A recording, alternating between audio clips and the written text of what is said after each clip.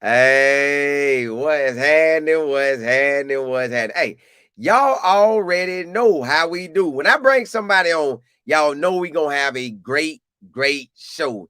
And this time we have none other than Matt Smith. I know y'all done seen him all over Twitter and all over YouTube because he's on there consistently, uh, all day, every day, reporting and showing everything that's going on with the Buffs. So this, not this weekend.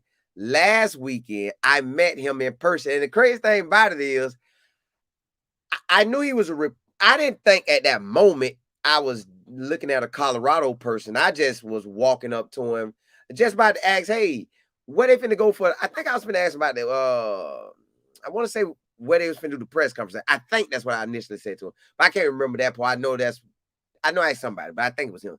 So boom, we sitting there talking, and bam, he the Matt Smith that he had a posted a tweet that I seen, and I loved it. I'm talking about I loved it. I'm gonna show it to y'all. And he was talking about how Coach Prime was peeking around the corner watching his sons. And I was like, oh. And every time he posts something on Twitter, when I see it catches my attention the way he write it up and stuff. I'm like, man, this dude be handling business. And to meet him, it was just nice, right at the crib in Florida. But you know what? I probably seen him a bunch of times in Colorado last year and just didn't know it. But listen, without further ado, I'm gonna bring on his Twitter name is the real Matt Smith. And I'm talking about, man, listen, when y'all hear his voice, he has that perfect radio voice. He's gonna be on radio, and you can know that he's gonna be on there, and he's gonna be 106 in Park live. He got a great voice, man. I'm talking about it is perfect. Like when you hear it, you gonna know, you gonna hear it. As soon as he start talking, you're gonna hear it. Like he got the voice for whatever he want to talk about. He got the voice for it. He want to sell you some cookies. He gonna sell you. Yes, this is our greatest cookies in America. Please come check him out. Like he just good, man. Hey, but without further ado, let me bring on the real Matt Smith, baby. You're What's killing that? me. You're killing me. You're killing me. I came here today to talk to you about some Girl Scout cookies. Can I Yeah, get you invested in a couple boxes, Colin? always with that voice, Always. you locking me in. You locking Sounds me in, good, man. Thanks for having me man. on. Man, appreciate you coming on, man. Listen, that one tweet, and somehow it popped up in my email, not my email, my DMs today. Do you know how many uh tweets you got from it? Because Coach Prime them saw it. Yeah. They probably saw it on Twitter, but I brought it to Instagram. And when I brought it to Instagram, it had 45,000 likes, man. Your Yeah. post. And Yeah. y'all, I don't know if y'all could see the post. I put it in my the Twitter community, but this is that Yeah. yeah, Right. there you go. Yeah. That is the post, y'all. Right there. That post right there. And it says he loves to stick around to listen to what his kids have to say. They never want him to though. So he pretends to leave. Then after they start talking taking questions and got distracted, he snuck back in to listen. Dad's gonna dad last ride though. He's soaking it up, no question. And I'm talking about, man, I loved it when I read it. If you would have just posted a picture, I wouldn't have, if you would have maybe Yeah. gave two sentences, but the way you write it out every time on Twitter, man, it always catch my attention. And that's why when I brought it to Instagram, I left everything up because I was like, because I had never met you. So I was like, whoever that is, they need to see that. Like nobody couldn't have did that other than you. It was meant for you to do it. And then Coach Prime them, they took it and put it on their page. So man, you stamped off in there, man. And I just want to know too, man. You've been covering the bus what 3 years, right? Oh gosh, I've been covering them back since like 2012. Okay, my bad. Honestly, yeah, I it's been guess a long time. Yeah, I've been around the so program. it was the Denver Sports that was 3 years. Yes, yeah, yeah. Okay. I was at the All right. 104.3 The Fan for 3 years. Yeah, Okay, bam. That's where I saw the 3 years. Okay, yeah, so you got from 2012 to currently. yeah. I know what it feel like on the outside because I never even thought about Colorado. Like when I was little, yes, because of the running back. Rest in peace. When I was an adult 2016 because y'all was balling. Right. After that, them the only two sessions I thought about you. So that's the early mid 90s and 2016. From 2012 to right now, how has it been with Coach Prime being there? Oh, it's been incredible, man. It really has. Thank you for the kind words about the tweet. I've been enjoying the dynamic of him coaching his sons, and he's such a popular guy clearly, and such a massive celebrity that sometimes I think the human being aspect is kind of overlooked because of all the bright lights and the big stage, and Yeah. it's cool to see those human moments, and he certainly is soaking them up. So definitely been enjoying those. And there was another great one that you got a chance to see at the UCF press conference when he was kind of, ribbing Shedeur a little bit about, Shedeur was like, get away from me, Dad. Yeah, I already got to sit next to you on the plane. Like, can I breathe for a second? He said, well, let me remind you, you threw a pick here. Let me show you on the stat sheet. So he likes to give him a hard time, and it's fun to watch, and it's kind of bittersweet at the same time because it's not going to last forever, but all good things come to an end, right, Colin, in life? Yeah. And we move on to different chapters. So how have things been with Coach Prime? It's like, I say this all the time. It's like he resuscitated a dead program, right? And the year before, obviously everybody knows they were 1-11. Right. But one thing that people might not know is their average margin of defeat that season was 29.5. So let me say it again. Their average margin of defeat was 29.5. They lost 11 games. So in those 11 losses, they lost by an average of 30 points. We're not talking about losses. We're talking about coming out and getting beat down week after week after week. In fact, they played Minnesota and Air Force, and I think it was Minnesota week 2 and Air Force week 3. And, it's kind of like you have to laugh to stop from crying. And I think it was the Minnesota game, the second play of the game, it was over, strip sack fumble, Minnesota scores, and I think they won like 44-0. Second play of the game was over. Then the next week at Air Force, it was just, it was rain. Okay. It was pouring rain. Yeah. First play of the game, fumbled snap, game over. Like that's how bad they were. And so, I said this to somebody, I think 2 days ago, but if you would have told us a week before Karl Dorrell, who was the coach before Coach Prime, got fired, a week before he got fired, that just hold tight, because you were about to watch the best quarterback that's ever played at CU and probably the best player that's ever played at CU in Travis Hunter. Right. No one would have believed you. So the fact that, and I knew right when he got hired, because I'll be real with you, those 2 years, there was no point to even covering the program. Nobody was interested. Nobody was interested. You knew that the Pac-12 was dying, and they were more of a Mountain West program than they were like a Big 12 program. And so, it really wasn't worth my time. I was covering the Broncos and the Avalanche and the Nuggets and, working for, major market sports radio in Denver. And so, the Avs won the title in 2022 and the Nuggets in 2023. And so, the Buffs were an afterthought, quite frankly. And so, they beat Cal in overtime in a game they had no business winning that year for their one win. And that was with their interim coach, Mike Sanford. And I'll never forget when I heard the rumors that Coach Prime could be interested. I remember texting a bunch of buddies who, and I originally from Chicago, but I've been in Boulder since like around 2000. So I've been here most of my life.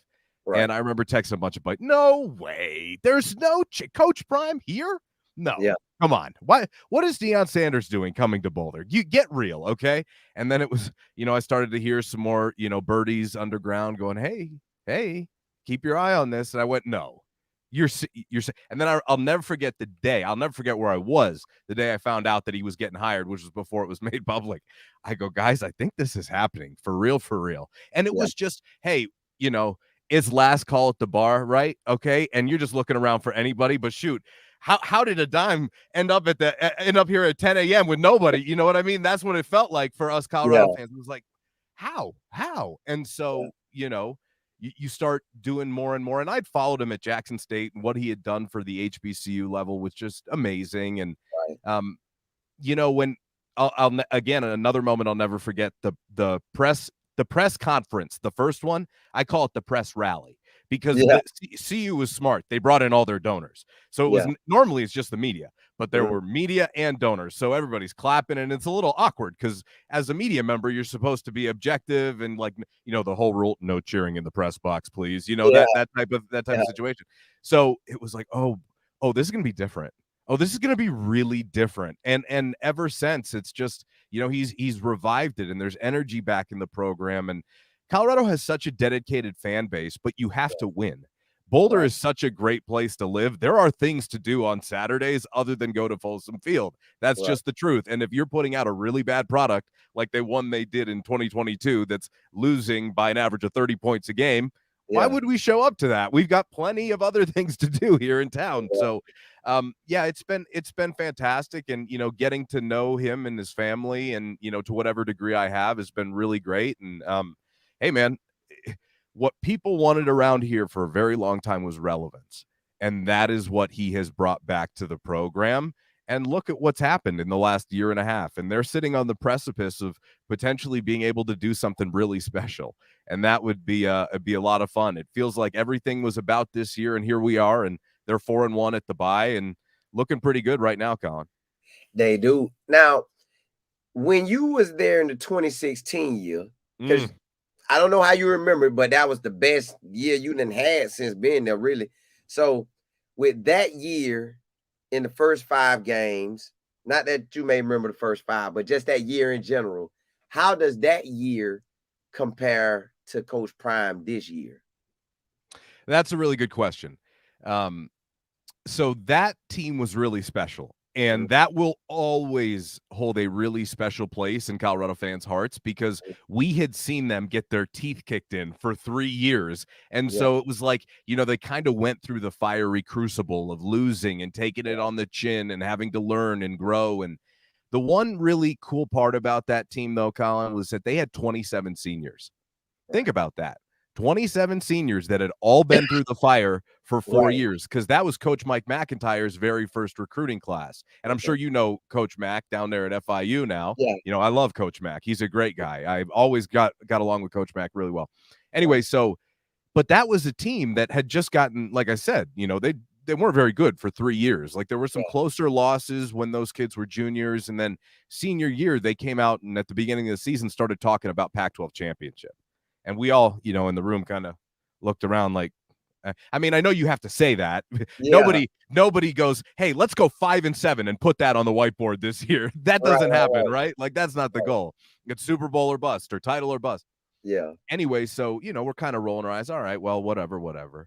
And they just had a lot of guys that bought in and got better and attacked this summer. And again, it didn't really come to fruition until a little bit about this time during that season, because they needed to prove it. Now that team went on the road to Michigan and had a lead in the second half. And if Sefo Lufau, who was their quarterback, didn't have an ankle injury, I still think they win that game. And that was a team that got up to as high as 9 in the country, right? And they won the Pac-12 South. We went out to Santa Clara, the 49er stadium, where they played Washington in the Pac-12 title game. They went to the Alamo Bowl and got their teeth kicked in both spots, by the way. They got killed in both. They were just too hurt by the end of the year. But I will say that team was led by their defense. And as the year drew on, the rushing attack led by Philip Lindsay, okay, he played for the Broncos. Phil's my guy. Phil was the first NFL running back in history to be undrafted and go for over 1,000 yards. Did that multiple times. Phil's the man. If you cut Phil Lindsay open, he bleeds black and gold. I remember meeting him, and just a quick story, as a freshman coming out of Denver East, tore his ACL twice in high school. He wasn't sure if McIntyre was going to honor his scholarship. And, coming out of Denver East, he was young, but you could just tell, like, I'd never met anybody with more natural fire. And so those were some of the leaders on that team, just dogs. Okay. That's what they were. And it was across the board defensively. Chidobe Awuzie, who now plays for the Titans, played for the Cowboys and the Bengals, was on that team. Akella Witherspoon, he's still in the league, 2 NFL corners, and they had other NFL DBs. They were really talented across the board at every position. Here's how it reminds me of that year. There were leaders at almost every position group. And if you think about this team this year, look at the defensive line. Shane Cokes, I consider to be the leader, and you can even throw Chidozie into the mix there too, because I think he's done a great job as well. Not to mention some other guys, but I would just, class when we're talking about tent poles, Yeah. guys who hold this thing up at Yeah. that room. Shane Cokes is the guy I think of. Levante Bentley on the inside. I think Hill Green's a great addition. I mean, do I have to tell everybody about Travis Hunter? Yeah. I mean, I think we're all familiar with Travis at the corner. Exactly. Shiloh with the safeties. Now let's look at the offensive line. You got a bunch of experienced guys there now who have played a lot of snaps. You got Rock. You got, Zelinskis is playing well now, by the way, at the center position, but Khalil and, you got some experience there. And even Mayers, though he's not playing, you have some tent poles. Quarterback, I think that one's pretty self-explanatory. Yeah. Receiver, I think that you got like 10 tent poles in that room. It's just like that ceiling's like 12 feet. And then, running back, I would say, is the one that they're still kind of coming into their own, right? But as a running back, I think those guys are, because of the nature of the position, it's almost more mercenary-like. So I would say that, if you get the leadership from that room, it's a bonus. But really, you need the quarterback leadership. And that is the difference. Well, and that is another similarity. Sefo Lufau was their quarterback, okay? And he was, I think, the most sacked quarterback in CU history up until, I think, Shedeur last year. Sefo kept taking hit after hit after hit and kept popping up. And by the end of that year in 2016, they started doing things differently. They were using him in quarterback powers. He was running a lot and, just taking a beating and kept going. And Shedeur is the only one that's come close to that for me, to the point where, hey, he's like here. And I got to tell you, and it's nothing against Shedeur, but that's how high of respect I have, how much respect I have for Sefo, that I would consider those two like that. So I have been really impressed at the early signs. The thing is, Colin, is that there were just some kind of clunky parts of this as they were figuring it out. Because let's be real, it's been an accelerated timeline because Shadeur's had 2 years. We got to get 4 years of work done in 2 years, and that's why we're, hitting the portal. That's why we're trying to win now. I mean, let's not get it twisted. We are trying to win right now. And so, okay, it's probably not going to look completely smooth, but they're getting to the point now where they've balanced out the offense. The defense is only allowing, how about this, 5 points in second halves this year? Right. That's tied 10th in the country, that number right there. I mean, it's down from last year? 15.6 down to 5 this year.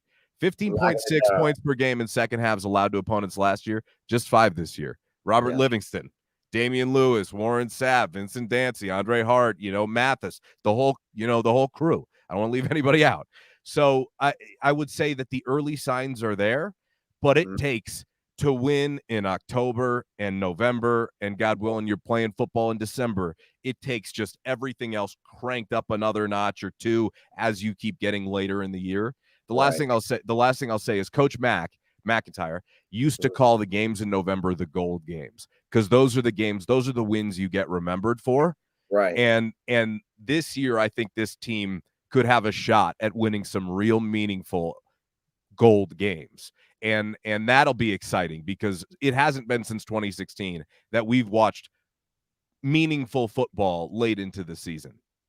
And you know what I really like about this season too, and like you said, because I looked at a lot of teams, because you just keep looking at so much stuff. So when I be looking through my book and I see all the teams, they could start off hot, and then it's like, how do you hit that October and how do you hit that November? So we in the October stretch. We got 3 games. My goal, I hope we go 3-0. If not, 2-1. Then for November, hope we go 4-0. If not, 3-1. And that'll put us in an amazing situation. And like you said, that way I put the program light years ahead. Because when you look at the records, the 21 and 22 season, they have a total of 4 wins. And Coach Prime got that in 1 season.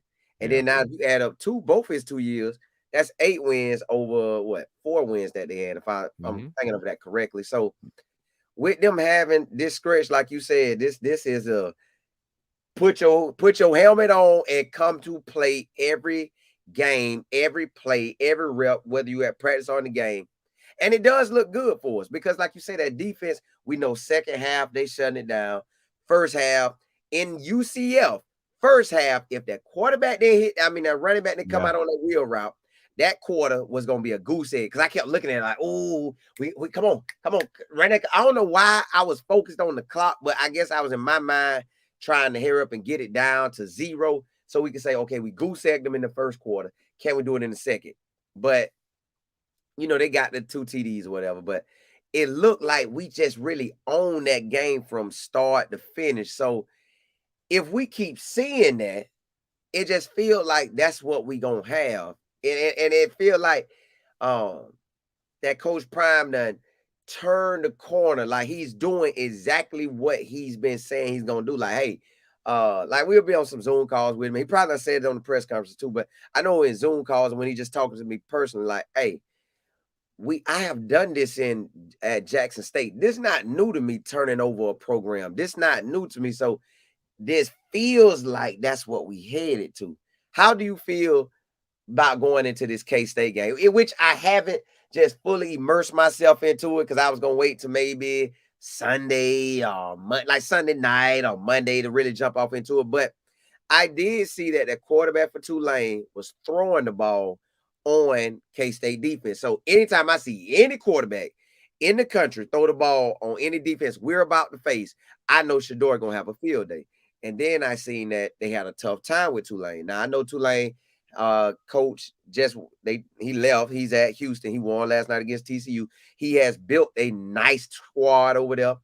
They got the Troy coach, and he came over and brought transfers with him. Right. So he left Tulane in a great situation for the next coach. So I know they got some. So I know it ain't that, but at the same time, K-State a Power 5 program, a Power 4 now. The coach been there 6 years. You supposed to have them boys good where you don't even like a Tulane. I don't care who they got, even though they played USC great 1 year in a bowl game. Still like nah. We supposed to do y'all. So with them, that happened to them, and then BYU beating the brakes off them, which BYU has to play out the rest of the year just like we do. And Iowa State, them two teams that look like from that August to September slot, like they got something special, but we got to see in October and November. So what do you think going into this K-State game? Like how you look at it so far? Well, it's all about consistency, right? And from a coaching perspective, one thing I know is you want to know what you can expect from your team every time you take the field. And I personally think that's probably been one of the bigger struggles because it's all been so new. Last year you had 80 whatever new players. This year it was 46 new transfers. There's a lot of new moving pieces, so it's tough to know what you have until the bullets start flying and these guys have to go through the fire and you learn, right? And so now I think they have a pretty good idea of what they have. So I would expect a little bit more consistency on a game-to-game basis. Coach Prime talks about that all the time. Consistency, focus, consistency. I think he's doing a wonderful job right now. I mean, just such a fantastic job because, I think the Nebraska game was a wake-up call. And they started to run the football, Colin. They really did. They started to change some of what they were doing offensively. Their attack is more complex. And I think Coach Prime's got his finger on the pulse, and I think he's pushing all of the right buttons right now. So I feel great about where they are at as a program right at the minute in time. But, college football can change in a whim. You never know what can happen. So what I do know is you have a really good football team in Kansas State coming in. Sure, they've had some early season adversity themselves, but let's be real. That's kind of what the modern era of college football is probably going to look like with all of the movement in these rosters. And that's the other part of it. They're also coming off a bye too. And I know that Coach Prime just out-coached and out-strategized Gus Malzahn, which, I mean, that's a big deal, okay? Yeah. That's the first time that a team who is, undefeated, that's supposed to be, quote-unquote, better than you per Las Vegas, you out-coached them and out-strategized them, and they had 2 weeks to do it. That's a huge feather in their cap. And I think what their defensive coordinator said after the game was probably the biggest compliment that anybody has paid the coaching staff yet in 17 games, talking about how, we didn't expect anything that they did, and we just weren't ready for that 11 personnel, and we weren't ready for them to put the tight end onto the field for 67% of the snaps. We weren't ready for that. And so now you come into this Kansas State game feeling really good about where you're at rushing the football compared to where you started the year, because you've rushed for over 100 in 2 out of the last 3 now. Yeah. I mean, if you can give me around 120 per game, they should be really hard to beat on a week in, week out basis. I've got Colorado next weekend. I do. Can't now. Now here's the thing: the way the schedule played out. You've basically played 5 consecutive teams with the same style. They haven't been pass heavy teams. They've been Right. run dominant teams. And Kansas State can do a little bit of both now. Avery Johnson, he's a dual threat guy. I think he Yeah. had 5 total touchdowns against Oklahoma State, 3 through the air and 2 on the ground. And Yeah. look, I am impressed by what he can do. He's probably the best quarterback they've played yet. I think, Raiola's going to be good. I think he was just, he wasn't asked to do too much in that game. He He was. really, he made one big play on the throwback, kind of Yeah. the scramble drill, which did look like Mahomes. I remember Right. in the booth, I was sitting up there in the box. I went, oh, like the whole Mahomes thing was a little annoying to me because it's like, whatever. I mean, look, I grew up in Chicago. I know what it's like growing up idolizing an athlete, okay, and Right. Michael Jordan. I understand that. But I mean, he may be taking it to like the next degree. The point is this. Is when you see him make a throw like that, you go, oh, okay. I get it now. You can wear the 15 now. If you can make that kind of a throw, you could wear anyway. The point is, I think Avery Johnson, the best quarterback they're going to have faced. Giddens can run the ball, and we all know the drill with Dylan Edwards. Yeah. So I think it's going to be an interesting challenge for this defense because I think it is the best offense they've faced yet, personally.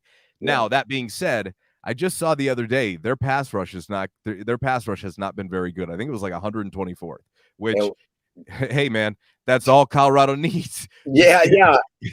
If when we meet to flip the coin before the game, if you can just sign right here, yes sir, right where the X is, and tell me that you're not going to hit Shedeur today, that'd be great. That's what Colorado needs. If you can keep it too clean, then they got a great chance to win. So I got the Buffs next weekend until they don't. You know what I mean?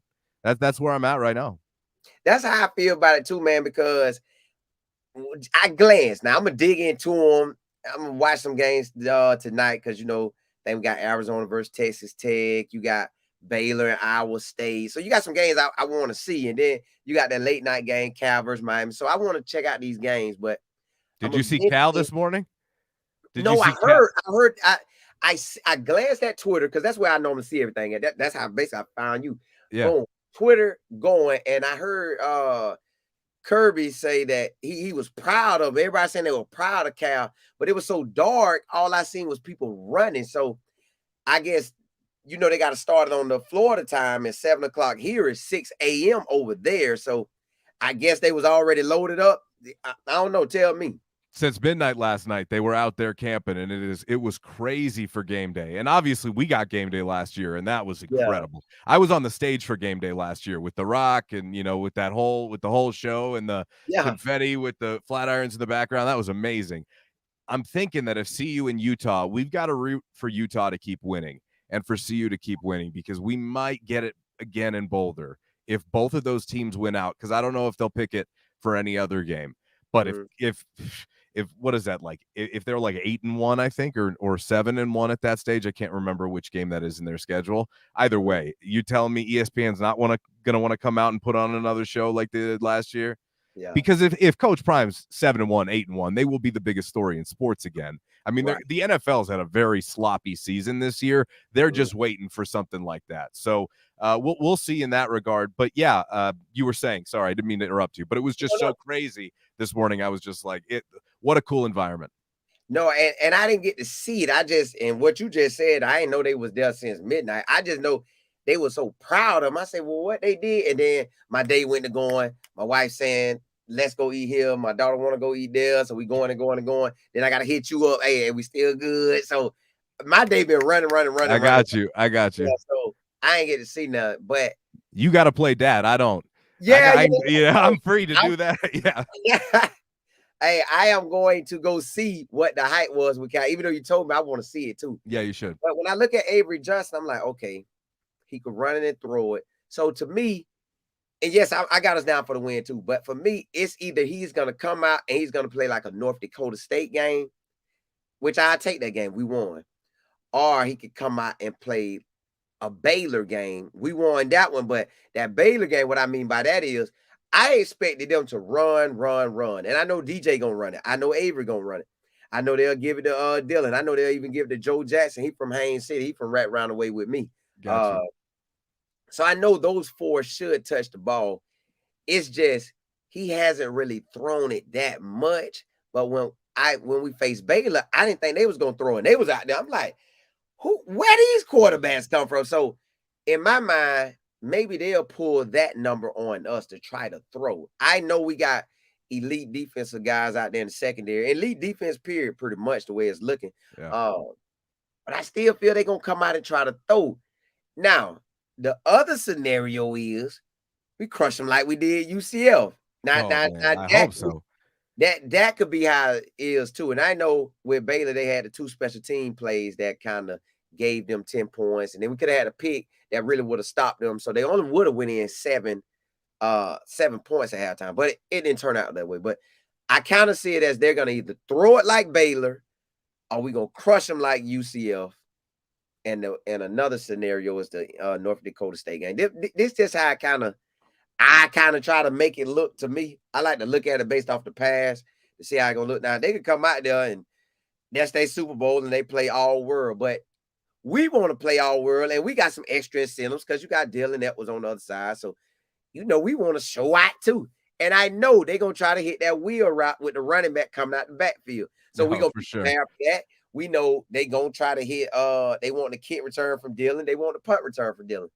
They want to catch passes as well. So I think Dylan gonna have anywhere from a total of 6 touches on the ball to like 12. I think they're gonna try to get him that ball. I could be wrong, but I'm guessing.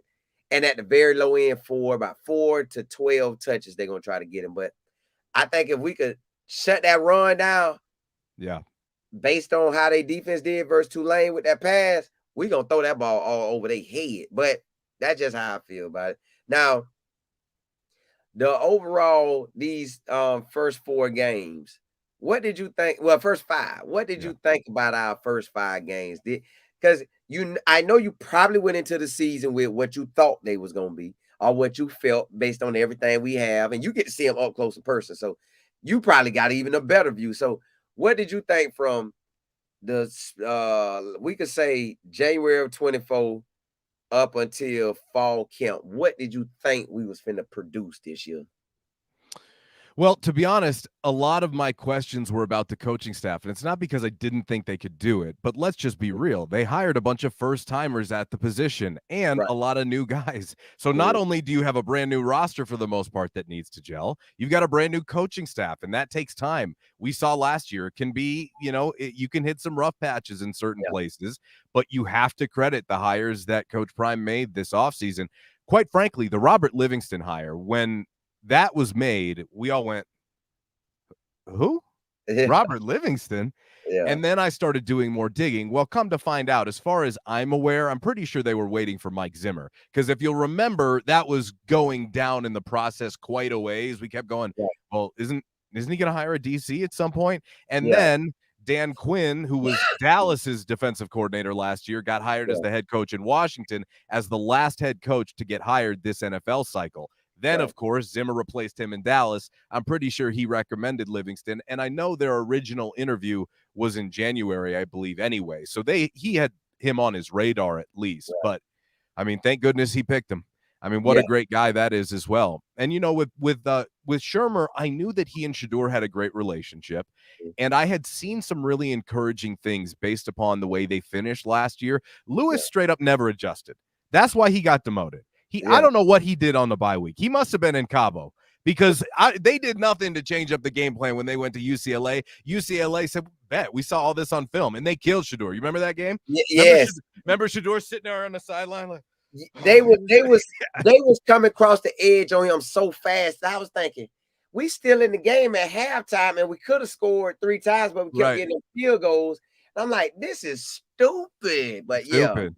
And that was the game afterwards, that's when we got, well, what's the picture? The picture is I'm going to get brand new linemen. I'm going to paint it perfectly. And that was that whole moment. And, and so the point is I got a little sidetrack kind of going down that road, but what I didn't know what to expect in a lot of ways, but what I knew is that they had improved talent.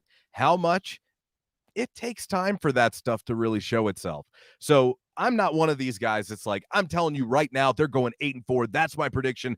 8-4, lock it in. It's gold. Yeah. I go, what I tell you is where I think they should be. I think that they should get to 6-7 with the potential of getting a lot more. And come to find out, if things go right and they're going right, it looks like they can get hot and make a run. However, I mean, LeJounte don't catch that ball against Baylor. That's an L.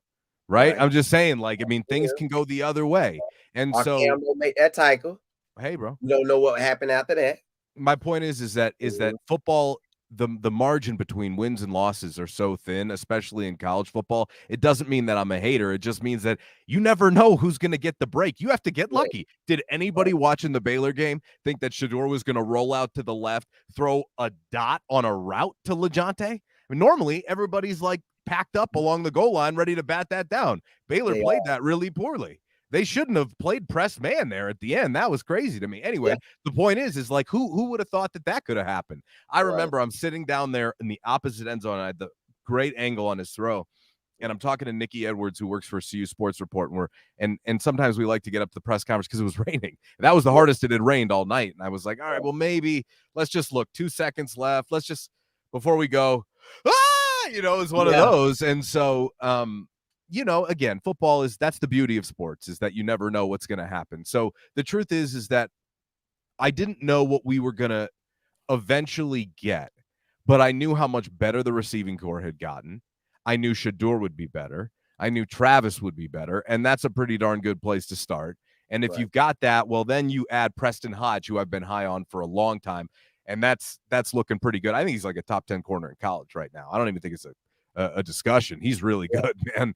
And DJ McKinney too. I mean, you got 3 NFL corners. I don't want to leave anybody out. And so, look, I knew that they would be improved, but it wasn't until fall camp that I started to look around their defensive line. We don't get a chance to watch practices, right? We were able to watch the one open practice, which was great. And it was at the open practice that you go, oh, well, Rayon Buell, Anquin Barnes, Tawfiq Thomas, Taurine Carter, Shane Cokes, Amari McNeil. Holy cow, they're like 7 deep on the interior defensive line. Yeah. Well, when I talked to Coach Prime after the Utah game in Salt Lake City last year, one of the things I asked him was, look, last year he and I went back and forth on the running game so many times because I just didn't understand why they weren't committing to it. I just, I know it wasn't working, it wasn't effective, and sometimes it's tough to stick with it, but that's kind of the run game. It's not supposed to always work, but you're supposed to continue to do it so they respect you. Now you see what happens, as they've stayed committed more to the running game, it's opened up their entire offense. And so, I didn't want to have to go back and forth, but it's my job to just understand, because I wasn't trying to argue. It was more like, hey, what is going on? Like, why aren't you doing it? Because that seems like low-hanging fruit. You should be, you should just be, well, run the ball a few more times. Let's see if that helps out your line and helps out your quarterback. But anyway, his point is that priority 1A, rush the football. Priority 1B, stop the run. And I was thinking about this yesterday, and if you just look at the stop the run aspect, that has, they're down, I think, 20 yards per game rushing allowed to opponents this year so far, considering they've played nothing but rushing teams. Colin, the quarterback run is their kryptonite, and they've stopped it. Right. The quarterback contain was working to a different level against KJ Jefferson and Central Florida. Arden Walker, Okunlola, right? I mean, BJ Green, Hayes didn't play in that game, but I'm sure he would have been a factor there had he. So if they can do that against Avery Johnson, I'll be encouraged. What I thought we'd see is we would see a team that would win about, I think my final official prediction was 7-5. And I'll tell you right now, if they get to 5 losses, I'd be pretty surprised. So, and that's what I'm saying is they're on a really good trajectory, knocking on every piece of wood I can find that everybody stays healthy. I think they're in a great spot. The coaching staff is more cohesive this year than it was at any point last year. By the end of last year, guys were kind of like looking over their shoulders because, hey, if you're not getting the job done, you better get in that portal, as Coach Prime would say, So even Andre Hart at the end of the year last year was like, yeah, we don't know if we should be paying these mortgages right now. And obviously he was teasing, but, the point was that, I think that's Coach Prime wanted to create an uncomfortable environment because that standard wasn't good enough. And he has locked in, and the intensity is ratcheted up to a different level this year. I can see it in him. He's much more dialed in, football centric. A lot of the other stuff is just not, it's not really coming into his radar right now because let me go ahead and get these wins, and then everything else will take care of itself. Yeah, man, because I'm looking at it and it feels so good that headed into the bye week, we sitting like we know what we're doing. And I spoke with Coach Prime, a couple days ago, either Thursday? I think Thursday, he had FaceTime me. And we was just talking, and he was like, man, look, we can be even better. Oh, yeah. And I was like, Coach, y'all look good. He was like, man, just think about it. We ain't even all the way there yet. He said, that was our first complete game. He said, man, if we could keep doing what we doing, oh my goodness, what we gonna see. So when he said that, I'm like, Coach, y'all can play better than what you did at UCF. Goodness gracious. Like, that mean the defense, that mean we might give up goose eggs. You just showing up and you're not gonna put nothing on the scoreboard. That is a possibility. We can get us a real shutout this year, all 4 quarters. You can have Shedeur throwing for, if not 300, close to it, up to 500, or break his career passing. I think he need like 5'11" to break the career, or 5'12", somewhere in that ballpark. Because it was TCU, right? I mean, that was so crazy, Colin. The first game, he broke the single game passing record for the new school. That was like, we all knew that he was going to be pretty good. But when we saw that, we said, oh, okay. All right, so he is the best that we've ever seen. Can't wait. Right. It's going to be fun. And see, my thing is, if I already know that every team we face know that they main focus on offense is to stop Shedeur and the wide receivers. So the most thing they'll try to do is get to Shedeur first. If our O-line handle business every game, which it feel like they will, plus our running game, I know you could give it to our running backs, and their vision is so nice. Like Central Florida, because that was my first game I got to go to this year. I went to like 8 games last year, but this year so far, that was my first game. So I'm looking, and as they're slicing through the line, I'm like, these boys super good. Like, oh, we really got something. And I'm like, if we running and throwing and the defense locking it down, who in the country really could just compound us? Like, now we could. I know I'm not trying to careful. Rush it. Careful. Yeah, we gotta go game by game. Careful now, guys. That's the danger. That's the pitfall. Well, you can't get overconfident now. No, not me. I could talk. We can talk on this side all day. We can talk all day. I ain't got to put on the pads. They do. And I told Coach Prime that. I said, Coach Prime, real. I say, I'm going to talk about y'all and brag about y'all because y'all need it, man. I say, they done dog. I say, when they talk about y'all, they dog y'all to the max.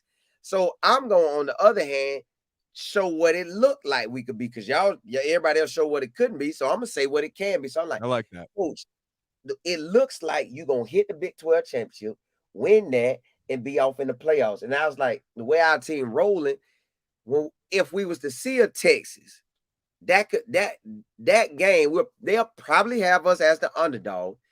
But in reality, quarterback for quarterback, what's up? We ain't scared. O-line, they may try to give Texas the O-line or whatever. The big boy teams, the Texas, the Miami, I'm pulling Miami back down. I say Texas and Alabama, but I really almost clearly say Texas. So if we had to face a Texas, quarterback for quarterback, we got that. O-line, they'll probably give it to them. Running backs, we can go toe-to-toe. Wide receivers, I'm going us. Secondary, I'm going us. I feel like our defense, I feel like we could go toe-to-toe with some of these teams that everybody got hyped up. And it's like, all we got to do is just continue to do us. So that's what I'm really excited about. Like, because I followed Charlie Strong in 2014, 15, and 16, and it just didn't go right. Coach Prime first year, we had games, we was right there. We couldn't make it. Now it's like, okay, Nebraska, they didn't really knock us in the mouth. They got us in the first half, and we did some dumb stuff in the game too. But it was a wake-up call, like you said, and now we running the ball. So now that we got a run game plus Shedeur and all of them, it's almost like, bro, we going. Because I told him, I said, Coach, I said, honestly, right now at the moment, I know we got other games. I said, but at the moment, it's Iowa State and BYU and us at the top right now. Now, we got to play through the games and anything can happen. But I was like, I just need them to lose a game or two where we could, if we clear it all the way out and had a Cinderella run. And I ain't even gonna call it a Cinderella run no more. It's like favor ain't fair because we got some. So it just feel good. I don't know if that's how you looking at it going forward, but that's how I feel to me. Like we really, really got some. Well, I'll say this. The Nebraska game would have looked a lot different had it been on a neutral field. Now, Nebraska fans travel, and they travel. Yeah. Those fans are different. I'll tell you this. It was one of the best environments I've ever been a part of, that Nebraska game. The more and more we kind of get away from it, the more, and I felt this that day, but they were rattled early by that crowd. I don't know how you wouldn't have been. It was like a Taylor Swift show or, whatever, like the biggest concert you could possibly think of would be. It was like 100,000 people, and they brought back the 94 national champion team, and that was their Super Bowl. Like, they juiced it up. They pulled out all the stops. They had this light show at the end of the third, beginning of the fourth. I think it was during the TV timeout.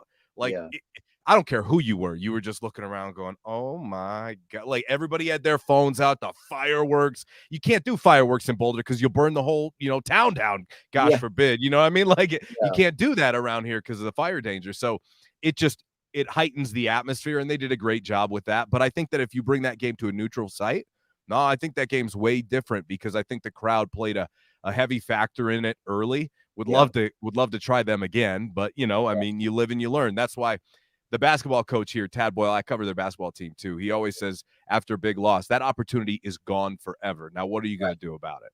Right? And now what are you going to do about it? Make up for it. So, look, I would love that, Colin. I would love that. See that? Where I'm at right now is I have to approach everything one at a time. You can talk like that. I can't be talking like that. So I can think about, hey, what might this look like? But 5 games in, give me till the next bye, because you got a 3-pack of games here. Kansas State, then you go to Tucson to play Arizona, and you got to deal with Fafita and McMillan, and Travis and McMillan's going to be a hell of a matchup. That might be the best matchup individually on the entire calendar this year. McMillan is the truth, and that'll be fun to watch. And you've got those 2 games, and then you come home for Cincinnati, which that profiles right now like a good one. So you can stay healthy. No big injuries again, knock on wood. You win those 3, you're 7-1 in your second bye week. Another great time to take a breather, hit a bit of a reset, kind of game plan for the home stretch. The schedule breaks up perfectly. So if you keep taking care of your business, I think the schedule is going to take care of you too. Right. And see, and this was another thing I wanted for Coach Prime. Like, how on my end, I want something for him. So I'm like, okay, record-wise, what would make me feel good if I'm a player? Like 6 wins, you're like, man. 7 wins, you're like, now I take a 7 win, and then we got the bowl game and we get 8. My goal was bare minimum 8 looks good. 8 looks good because you 8-4. If you was 8-4 at the end of the regular season, you got the bowl game, you can turn into 9-4 or you turn into 8-5. But you still got 8 wins. Like 8 feel good when I look at it. All right, 9 and up, good. 10 and up, good. 11 up, 12 and up, that was all good. So my thing was an 8 to a Cinderella run. And if we keep doing what we doing, me and you gonna be officially, because I went to Frisco. I went to the Frisco Star. I don't know what its main name. I know it's Frisco. So me and my business partner, we was in Frisco for the TCU game because, that's right around the corner. Oh, okay. So we went to the Frisco Star where they Dallas Cowboys practice. And the game, the Big 12 championship game, is in the Dallas Cowboys Stadium. That's right. Hey, I'll tell you where my head's at. I didn't even know that. I didn't even know that. I thought it was the Raiders, but they told me one night this week. I wish it was Vegas. Vegas would have been so much better. I wanted it. Now you just you brought me down a little bit on a Saturday. You teased me with a Vegas trip, Colin. Listen, I want that Cowboys Stadium. Like, I really want to be in it. Like, Jerry's I've been World? thinking about that for a long time. So if we get that, man, boy, tell me this. I know you ain't looking ahead, but I'm gonna look. I'm gonna Go let ahead. you. Yeah, go I'm ahead. gonna let you peek outside with me. Peek outside. Coach Prime make it to the Big 12 championship. Oh, I don't know when they'll give the awards for Coach of the Year, but say Alabama goes undefeated and they're in the SEC championship game. We in the Big 12 championship game. I don't know when they give the awards, but in your mind, how do you think? Now I'll tell you what I think. I think they should give it to Coach Prime. you see what it says? Yeah, I owe you Coach of the Year. If right. if they're in Jerry's world, wrap it up. Wrap it up and put it under the Christmas tree because it's coming home to Boulder. Okay, So you think they'll actually give it to him over Bama? Bama. Yeah, Yes. because you know it's to be Yes. a new coach. Bro, if Coach Prime gets this team to the Big 12 title, Mhm. just saying, I owe Right. you one Coach of the Year trophy. But No. Nobody will have done a better. It'll be impossible, Colin, because they will be the biggest story in sports. Think about the record that they're going to have to be there. So if right, they do that, yes. right.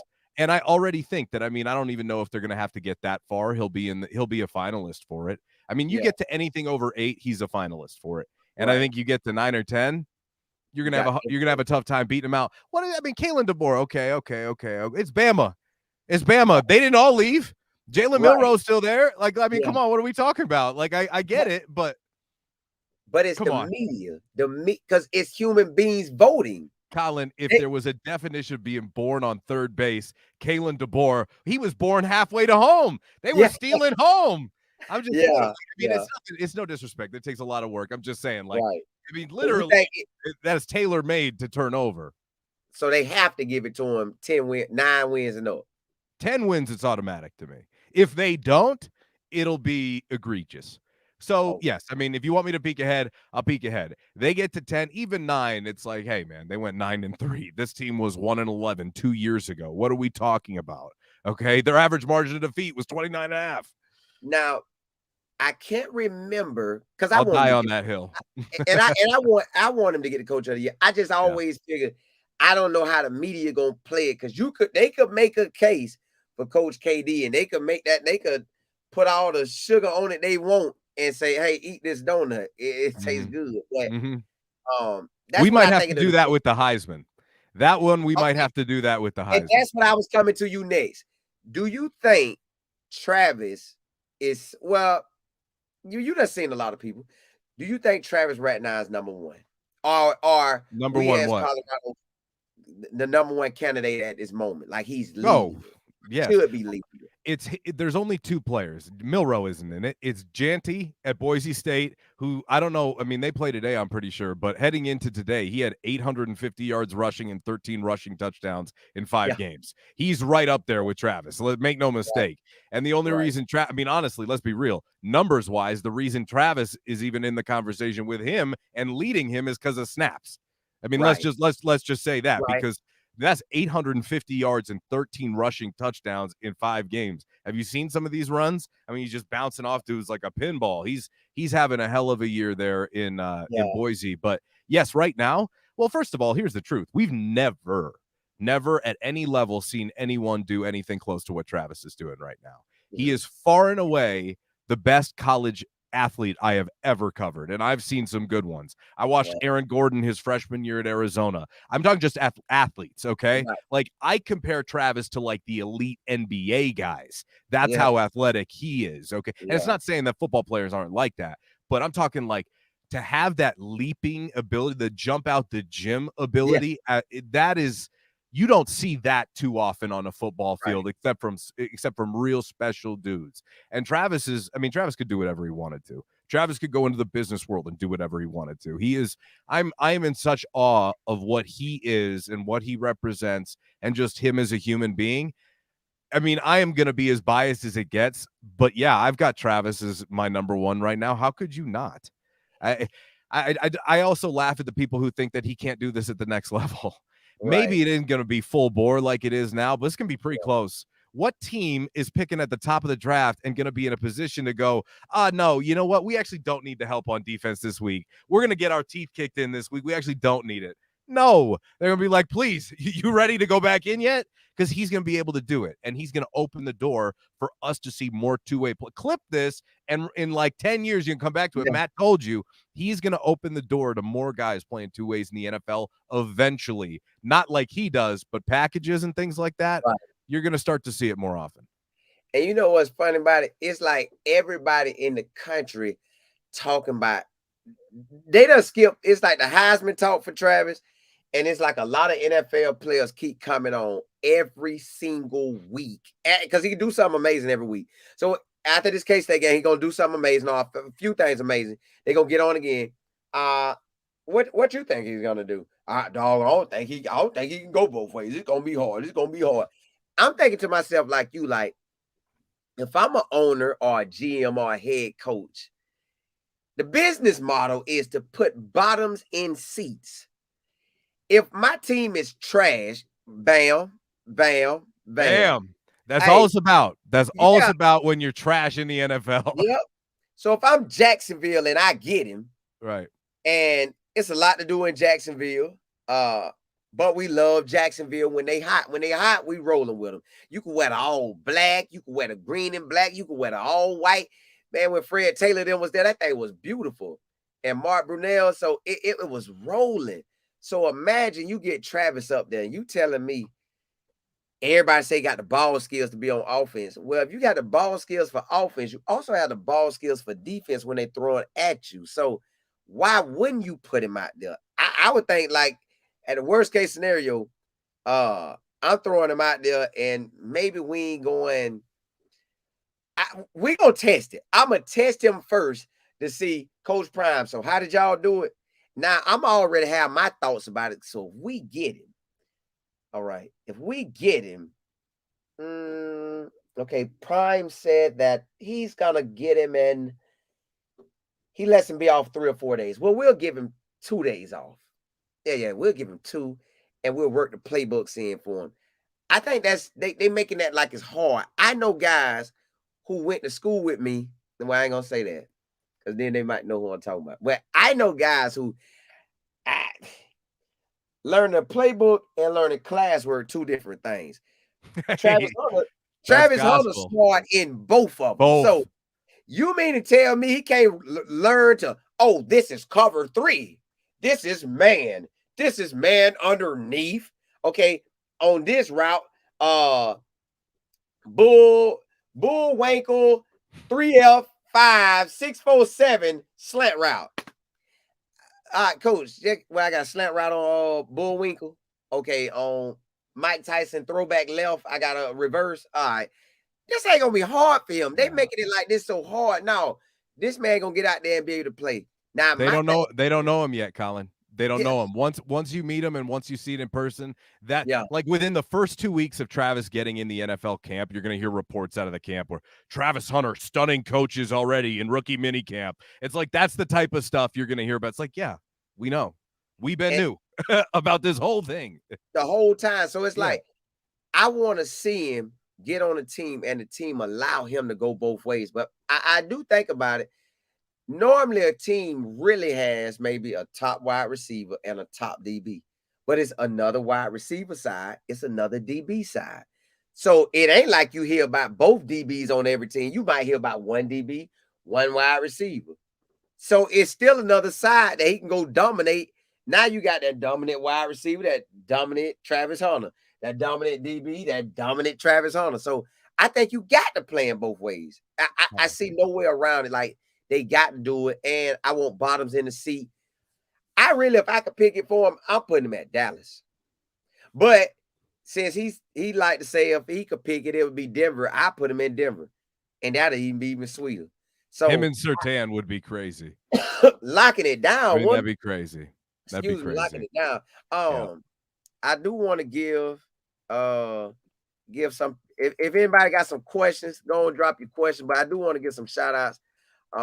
Matt, while I'm getting ready to get these shout outs, tell everybody how they can find you. Yeah. At Real Matt Smith on Twitter, 1 T in Matt. My mom felt like it was just not necessary. And if you think about it, It's not Matt Hugh. It's just Matthew. So anyway, Yeah. that's why it's just real Matt Smith on Twitter and YouTube. Same thing. 1T and Matt, real Matt Smith. That's it. That's it. BW, appreciate you. You said, C-Mo, this another good interview. Thank you for sharing your platform with other guests. Man, you know what? I think honestly, that's how we do anyways, but I think it was God made me and you connect right then. Cause me and you have been following each other, but for us to talk, and then we had that talk and boom, let's do it. It was meant. It was meant. Like it was nowhere around that. It was meant. And I think everybody else that's showing love. Jay Will, you said great interview, enjoying the conversation. Appreciate it. You know, I got the Mr. This is the voice. Matt Smith has a great voice, you guys. I don't know if you realize that. That's good. That was a good Matt impression right there. Yeah, man. Oh, what do you think about Shedeur being the number one quarterback in the country right now? Like, how do you see all the quarterbacks? I'm glad you asked me this. And where do you think he will possibly end up? Glad you asked me this. So he is also getting slighted right now because if you look at all the Heisman list, his name isn't in there. That's ridiculous. Right. That's ridiculous. Okay. He is the best quarterback in the country. I've been saying this for 2 years. In fact, Colin, I think he's gonna be a better pro quarterback than a college quarterback. I'm telling you, he's like Brady Jr.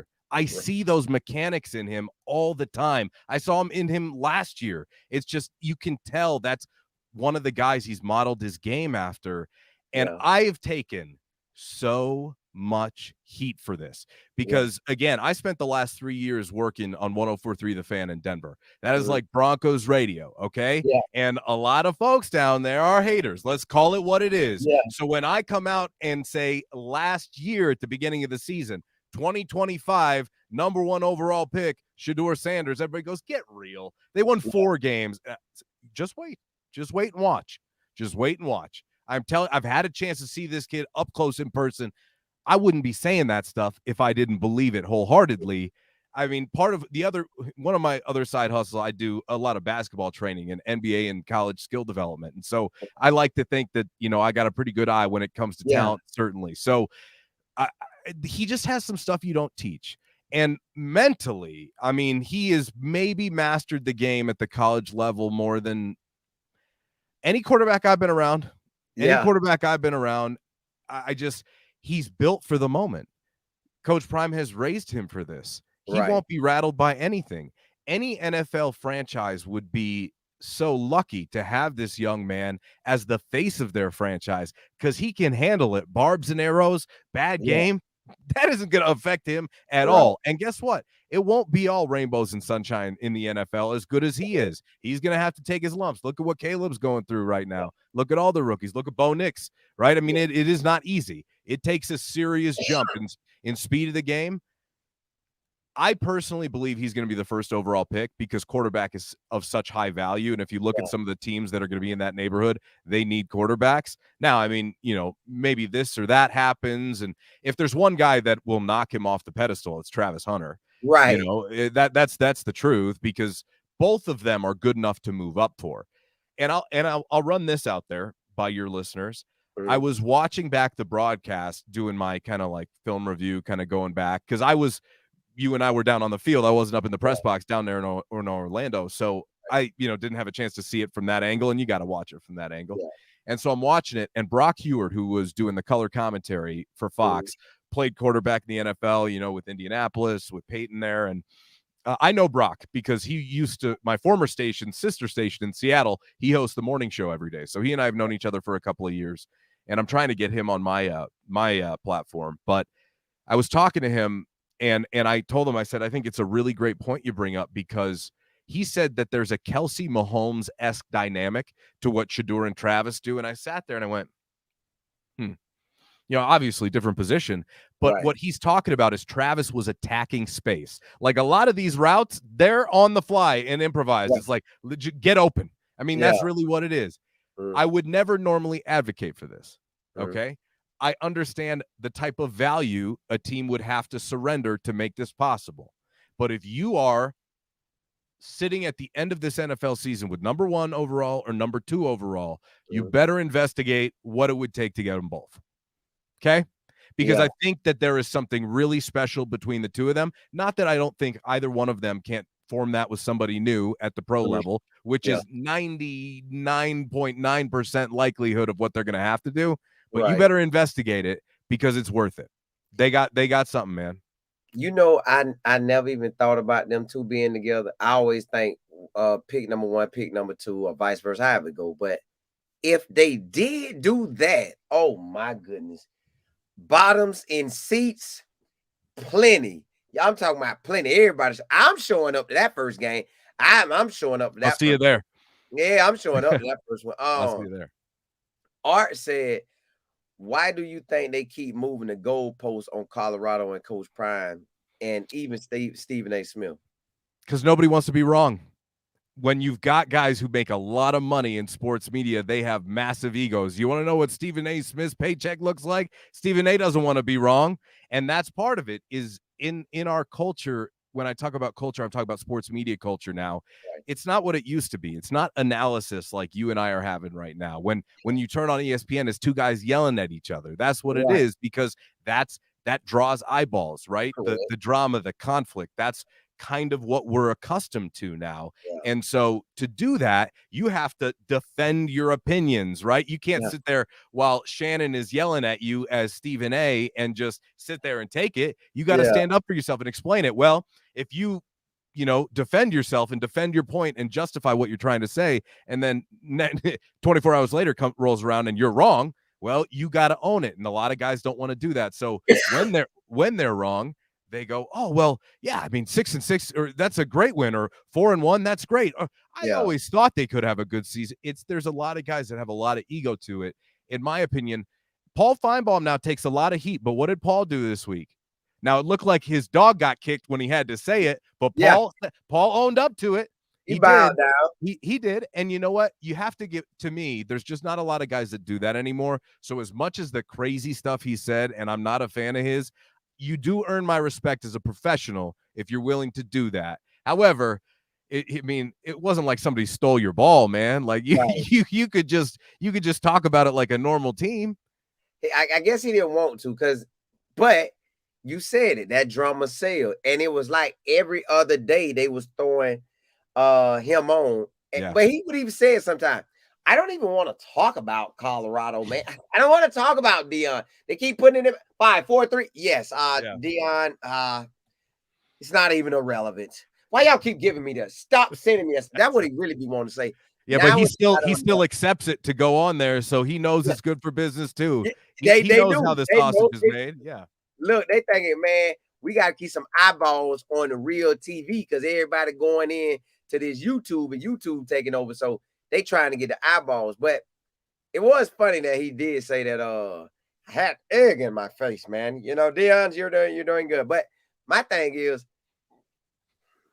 I don't even know how he really feel because on a Sunday when they ask him about the game, he be sitting back at his house chilling, man. Yeah, Deion good. But it's like when he put on that suit and get on ESPN, which that be on ESPN too, it's like he got to turn into a different person. So I was like, I don't know what him and Stephen A. Smith be doing, but yeah, they be on them.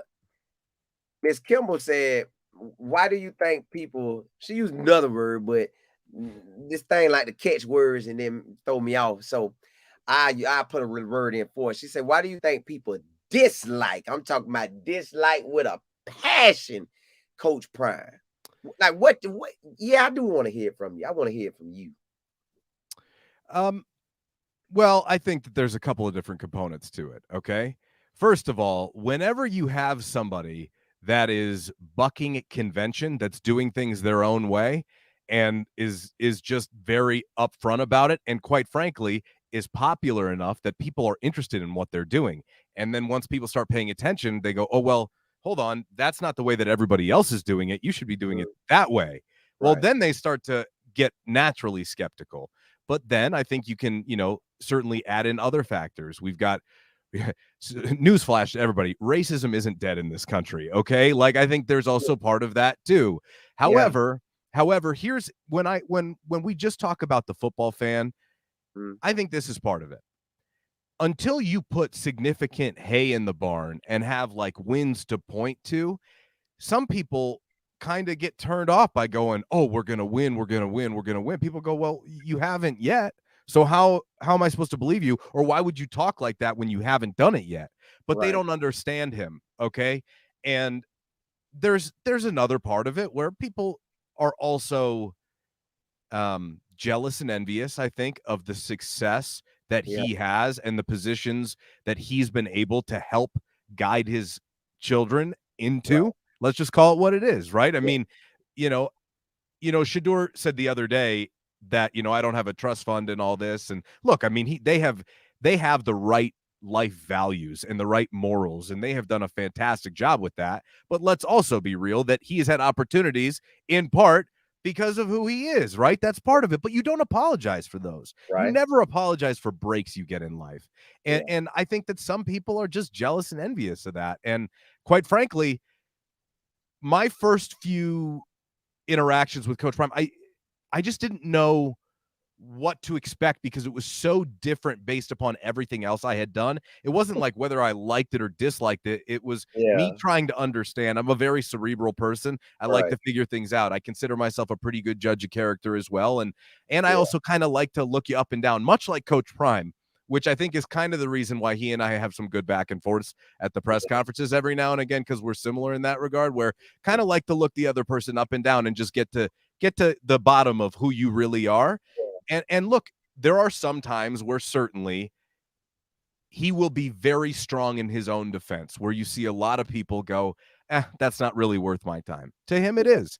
And the more he does it, the more he makes it the story because of who he is. So people focus on that instead of the good stuff, the amazing, people that are in the program, the amazing things that he's doing for the community and giving Yeah. back and the stuff that we don't even know about that he does. Right. Because the one thing I know about Coach Prime is helping people.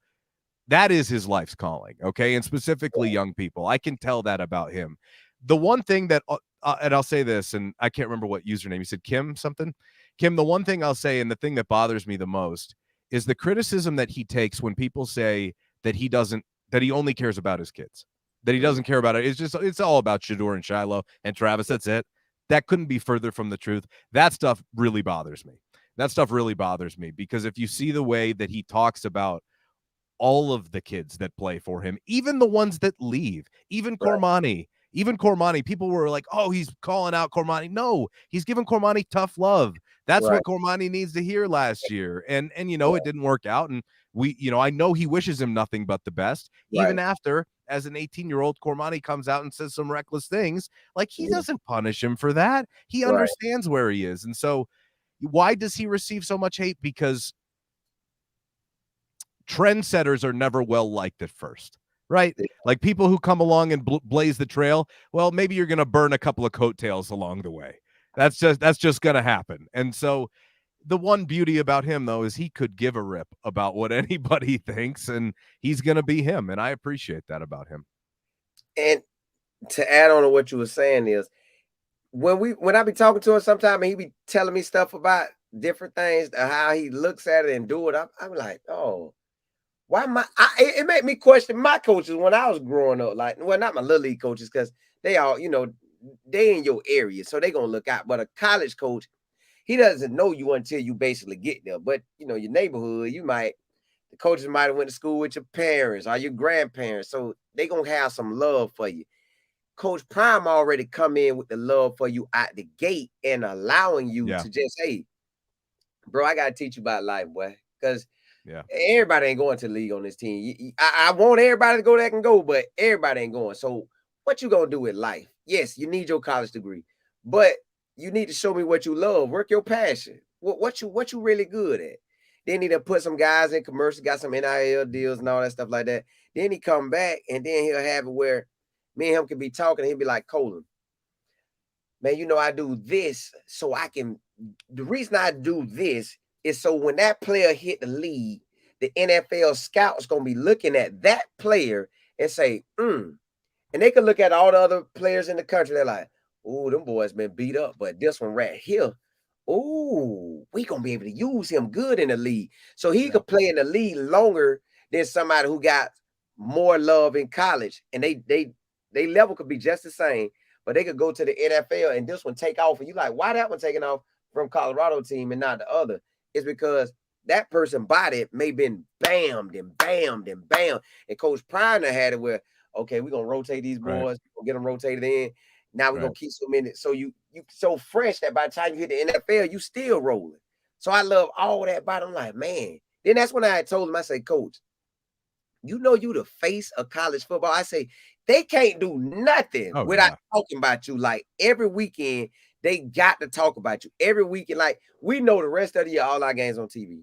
All our games. We know we clearing 3.5 million to 4 million and up 5 every game. It's like every game is going on. So it's just amazing to see. And I want to see what it turned into. I know he wrote in his book that he wants to be the first black coach to win the national championship, which it was a coach to do it at FAMU, but that was at the D1AA level in 1978. But he would be the first one to do it in modern time with everything that we got going on. Sign me up for that. Like at one point in time, it was a coach rolling. Matter of fact, David Shaw was getting real hot one year. I was like, do it, boy, do it. And then it cooled off. I think he was our closest person. Everybody else, they ain't been that close like that. But it feels like Coach Prime would actually be the one to, if anybody able to do it, I know only God knows who gonna do it. But if anybody able to do it, it seemed like he will be the first one to do it. I don't know, but that's just. I hope so. Yeah. I hope it's here. I hope so. People always talk about him going somewhere else. Maybe he goes somewhere else, but man, he's got everything tailor-made for him in Boulder, and Colorado's so great. I mean, hey, if he wants to, by all means, but I'd be surprised if he wanted to leave. I think he's got, because he doesn't strike me as like the people were talking. Paul Feinbaum said get him to SC. He doesn't strike me as like a Cali guy every day. Yeah. Maybe he could, but I don't know. I think he likes a little bit more solitude than that. Maybe a little bit more wide open spaces than that. I think right here at Boulder, like you said, man, he pretty much got the situation locked. You see Coach Rick George, I want to give him all the flowers he can get. I told him in person, I think the TCU game or a home game, like, man, I'm thankful that he hired the way he has hired. He's the only AD that hired a brother. That ain't never been done. Never. Now, you have seen that at HBCU, they're going to hire brothers. That's just what it is. But I ain't never seen an AD say, no, I want this brother. I want that brother. And I sure got to have that brother. Like, that ain't never been done. So whatever Coach Prime brings to CU, Rick George need his flowers every day for it. Like, that was an amazing move. Like, he went and said, we trash right now. I got to get the hottest thing in college football. In the past 2 years, all I've been hearing about is Deion Sanders. Let's bring him here. I'll give you a quick story on Rick George. So he got hired as the athletic director, I want to say in 2012. Okay. He took over for this guy, Mike Bone, who eventually went to Cincinnati, and then he was the athletic director at SC for a little while. Yeah. But Bone could never raise money. Okay. He never figured it out. And the stadium really needed an upgrade. Right. And within a year, Rick George raised $150 million and built the Champion Center, that whole north end of the stadium, and closed everything in. And that was when I knew that, hey, they got somebody really special. Because, he used to run the business. I think he was the CFO for the Texas Rangers, the professional baseball team, right? Like, this is that. Oh, he's like that.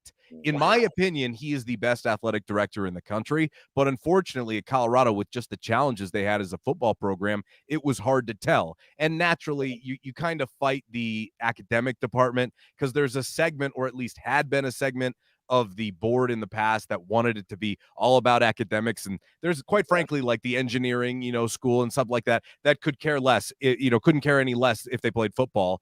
Yeah. Even though those people don't understand that the majority of their funding comes from the football program in a lot of ways. And so when you and now they get it, I'll tell you that much. Now they get it when they see what Coach Prime has done. So Excuse me. I'm glad you said that about Rick George, because I felt that way about him for a long time. When he raised that much money and got the stadium fixed that fast, I Yeah. said, okay, now this guy really knows what he's doing. And I'm a big fan of Rick George, and we got really lucky there too, much long before Coach Prime. And you also have to shout out Jeremy Bloom. And if your watchers and listeners don't know who Jeremy Bloom is one of the first people. Exactly. He's Mm, pretty much responsible for athletes getting paid in a real way. He was the right. one who was the Olympic skier and the wide receiver punt returner that Colorado had back in the early 2000s, played with Joel Klatt on those teams. And the Mm, NCAA basically told him, pick. You can either get paid and be an Olympian, or you can play football, but you can't do both. Well, now yeah. that would never happen, right? Right. And so he essentially fell on the sword, jumped on the grenade, whatever you want to say, and went and fought the NCAA tooth and nail, and eventually was one of the first people, and I don't know if he was the first or one of the first, at Yeah. least on a national scale, to be. And he was a heck of a football player. Now they missed him when they told him, because obviously go be an Olympian, it's hard to pass that up. And so, Yeah. especially if you're not going to play in the NFL, which he Right. did. Right. Right. And he is the one. If I could nominate anybody to be the next commissioner of college football, or like the head of the college football union for players that needs to be developed, so they have leadership to go and argue with Congress on their behalf, instead of just, I love Coach Saban now, but that is not the only voice that we should have talking to congressmen and politicians about what NIL should look like. You Right. just got the bill. Let's get somebody else who just sat down at the table. I respect Coach Saban and what he's done, and I want his perspective, but that's why we need other people, because Coach Saban has never been like a huge fan of NIL. And quite frankly, the fact of the matter is, it's going to be a part of college football now. You can't fight it anymore. They're going to try and regulate it, and the schools are going to try and take the power back. But Jeremy Bloom would be an amazing representative. Anyway, so it was him, I guess, at first, who reached out to Rick George saying, you need to go get Coach Prime. Right. And that's kind of at least as far as I understand it, that was what put everything into motion. So flowers to Rick George and flowers to Jeremy Bloom for having that vision when a lot of people didn't. It's right. I'm gonna let you. I want you to answer one more question, and then we can ride. We'll call it a day. Ms. Anderson said, "What do you feel the Boulder community thinks of the financial benefits of Coach Prime being there?" Thank you. I mean, what else do you want to say? I mean, it's been fantastic.